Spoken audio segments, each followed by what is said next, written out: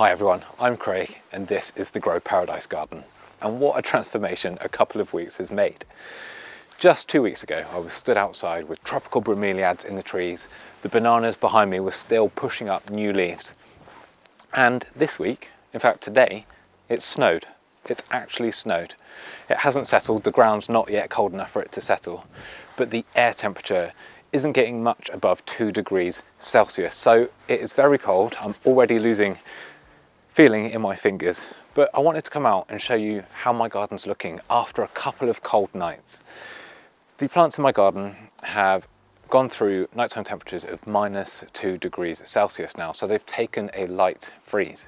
And this is the time where the garden's starting to look a little bit sorry for itself, where the evergreen plants are coming into their own and holding the rest of the garden together. And I just want to show you how mine's looking. So if you're looking outside of your back door window or your kitchen window and the garden's looking a little bit brown and a bit rough around the edges, that you know you're not alone, and it's perfectly natural. Even those of us who are so proud of our gardens that we stand and talk to the camera and share it with people on YouTube, our gardens do the same as well.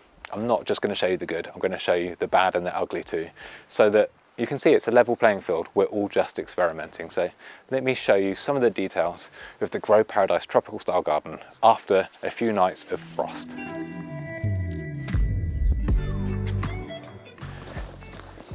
Now, one of the first things that I want to show you is this Canna Tropicana Black. In last week's video, I said to you that I'm not going to cut back any of the herbaceous perennials, because as long as the leaves are in good condition, they're going to be using the sunlight to naturally recharge their batteries ready for next spring. But now that we've had a frost, the leaves have turned brown because the cells inside have been damaged, which means they're no longer functioning, they're no longer serving the purpose of recharging the root zone to become dormant over winter and then burst into life in spring. So now this is ready to cut back. Is it just me, or does everybody lose their balls of string? I was using this one last week to tie the fleece around the banana plant, and I wondered where it had gone. It had dropped behind the border here. It can't be just me that's losing string this often in my garden.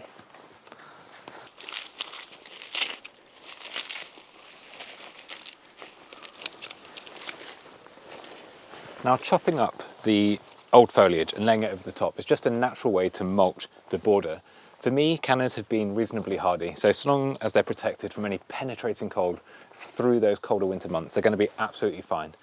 And if you spotted some wires going over this bed, that's the cables that are joining together my solar lights, which at this time of year are fantastic, because when you come home from work and it's dark and you're trying to scramble your way down the garden path, having solar lights is a really good energy saving way to light up the garden and elongate the hours that you can enjoy it, even in those cold, dark winter months.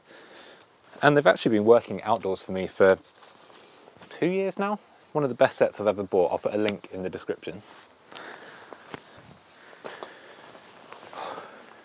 So down at the lower levels, the garden's not looking quite so bad, because it's only up in the open spots where the frost has done the most damage. You can see some of the leaves are looking really brown around the edges, and the plants are definitely shut down now. They've gone into their winter dormant state. But you might remember, under this cover last week was my seed-grown Musschia plant from Madeira. Now, it's a great plant, but it's not hardy. It's been very tender in my garden, and I'm yet to lift the fleece to see how it looks. So we're going to do that together now to see how effective just a thin layer of horticultural fleece is in helping plants survive those frosty nights. Now remember, I had -2 degrees Celsius and I was actually away over the weekend, so I couldn't come out and nurse the plants or check on anything, so it's the big reveal. Okay, not looking too bad. I'm actually really happy with that. It's still very, very green, unlike the rest of the garden.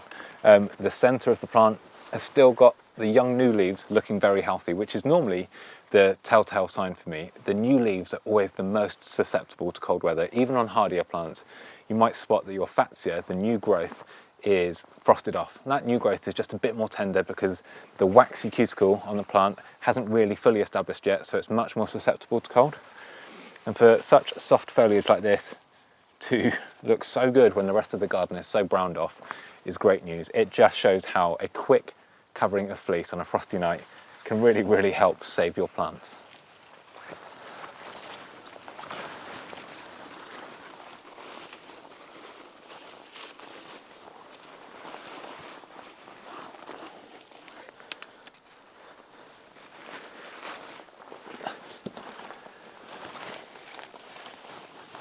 Now, just a little bit further in front here is something that really signifies the benefit of having an overhead covering over tender plants when frost is forecast, and that's these colocasia. So here's one leaf that was higher up, out in the open, there's nothing overhead, and it's completely frosted off. But this sacrificial leaf has protected a colocasia leaf that's never looked better. You wouldn't know that there'd been any frost or ice at all. And even more surprising, because this is Colocasia pink china, so it is a reasonably hardy one at the roots.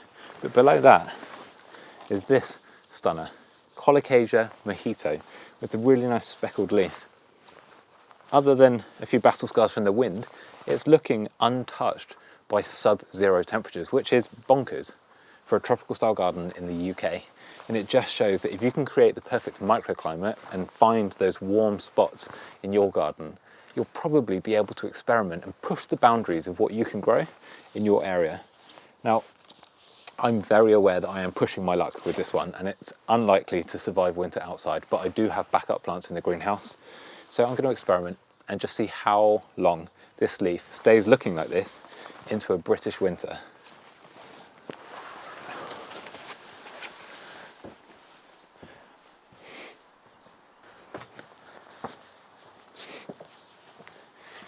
It's getting a bit cold now and the camera's getting wet, so let's go into the greenhouse and see why it's not all doom and gloom. That shows how hot it is, isn't it? The camera's steamed up. That's better. So it's cramped in here. I'm pushed against the back wall. There's plants, we've got a camera tripod as well. But this is my sanctuary where I find solace in winter, because when the garden is looking worse for wear, I can still come in here and we can create new life where plant life is dying in the garden. Now's a fantastic time for sowing seeds if you've got a warm spot or a heated propagator, and it's going to give you a head start for next season. So let me show you what I'm growing now. This is where I start my seeds. And it's nothing fancy. This is a budget propagator, it's unheated. And I've just put it on top of a cheap seed starter heat mat. Both bought online. The combined cost is maybe about £30, which I like to stick to a budget because it makes gardening approachable for everybody. And if all of us can grow our own plants from seed, so many of us are going to be growing weird and wonderful plants, and we're going to take pride in our garden so much more. Now, those of you who subscribe to the Grow Paradise YouTube channel will probably know that we've got a seed subscription club. It's UK only, I'm afraid, at the moment. And as part of that club, I grow weird and wonderful tropical style plants with everybody else who's part of the club. And each month we're growing stuff together. And this is where I grow mine. Now, one unusual plant that I've grown as part of the Grow Paradise Seed Club that I have never grown before is this. This cactus will grow to be one of the largest, possibly the largest cacti in the world. It's Pachyceras pringelii. It's a Mexican cactus, and they will grow into almost tree-sized proportions. And in one packet of seeds as part of the Grow Paradise Seed Club, we've grown so many of these. Now, the reason they've got into this size in the seed tray without being potted on is because I'm a bit scared of putting these on because the spikes are looking very, very fierce. But it is a job that I will get around to on the next cold day where I can take solace in the greenhouse. But let me show you some of the other plants I'm growing. This is Acacia baeliana, another hardy acacia, or half hardy in the UK, that originates from Australia.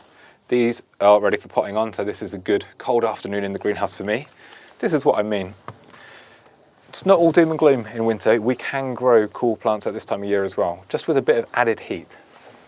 And talking of heat, I'm going to do a video showing you exactly how I heat my greenhouse, but I've ordered something that is much more cost effective, and I want to put it to the test before I tell you all about it, but there will be a video coming up. So hit subscribe if you haven't already. I'm growing Brugmansia at this time of year. This is Brugmansia suaviolens, and this is a yellow flowering form, again, ready for being potted on. I like to save it all up and pot them all on in one go, so I can just enjoy kind of an afternoon in here, music on, and just kind of get into my flow, get into my zone. Month just gone, we've sown seed for Albizia julibrissin, which is the Persian silk tree. These grow very, very quickly and they're putting out true leaves now, so I'll be potting these on as well. And a plant that's super desirable actually is this. And I'm surprised at how fast the leaves came up. Now it doesn't look much at the moment, but these grass-looking seedlings are Yucca rostrata, a highly desirable yucca that is hardy when mature in the UK. And the seeds have germinated so quickly. Now this was last month's Grow Paradise Seed Club, so these germinated in about 15 to 20 days. And I am really, really excited to see how I get on with these. Now, I've been warned. Germination, actually I was warned that germination was slow, but this has been quite fast. But beyond this point, the growth is relatively slow. So I'm going to pot them on and be prepared to wait. I think someone showed me one that was a really good size after about 3 years, and that was ready to be planted out into the garden. So I'm going to be nursing them for 3 years, but I will save a fortune because these plants are not cheap, and this is what I love about growing plants from seed. Seed is so much more affordable, so much more accessible, and you get to enjoy the journey of the plant as well. So it's going to mean so much more to you when you're sat there looking at your garden, knowing all of the work that you put in.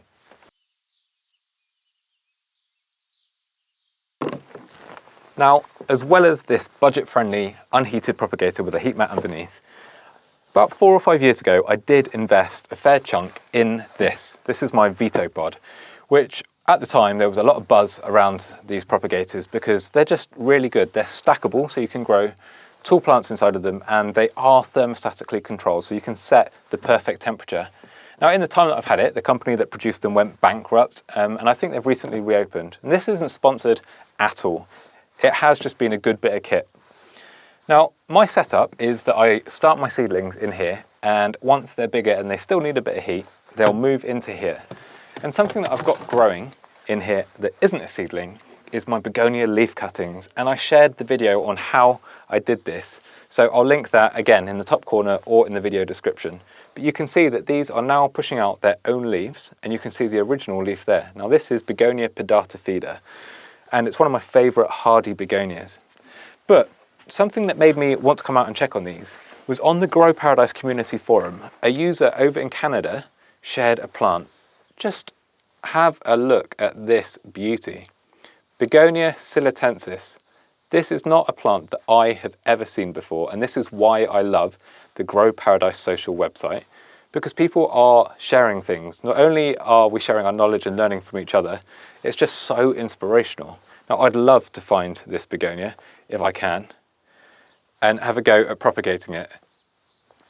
Look at it with the battery on the leaf, just to show how big it is. Now, if you haven't signed up to the community, just go to growparadise.social. It's free to create an account. It's a bit like Facebook for gardeners. I mean, I have learned so much off it already. Anyway, I digress. Leaf cuttings are in here. My divided colocasia redemption, which again, I did the video showing you how I overwinter my colocasia. Well, the proof is in the pudding. You can see that they're surviving, having been divided and split, and they're pushing out leaves because they're in a slightly warmer environment. So that was just a quick look around the Grow Paradise tropical style garden after we've experienced ice and frosts, and a look around the greenhouse to show you just how I keep myself sane in these colder, darker, shorter winter days. And you don't need a greenhouse to be able to do what I'm doing here, growing plants from seed, maybe cuttings, or just overwintering some of your slightly more tender plants. You could actually just utilize a sunny windowsill or any space that you've got indoors, because there are propagators that are designed specifically for windowsills. Actually, let me show you one that was featured on the Grow Paradise forum recently by Ninja Tea Drinker. Look at that. What a beautiful setup for sowing seed. I'll try and find one, and I'll put a link in the description for you to save you a bit of time searching online. I just want all of us to enjoy growing weird and wonderful plants from seed. It really is soul food. It's just so relaxing, so good for you, and there's no reason that it has to stop in autumn and winter. Now, thank you so much for watching. Feel free to go and sign up to Community Forum. It's really coming to life with people with a shared passion from around the world. And hit subscribe if you haven't already. And I will see you all in the next one. Thank you for watching.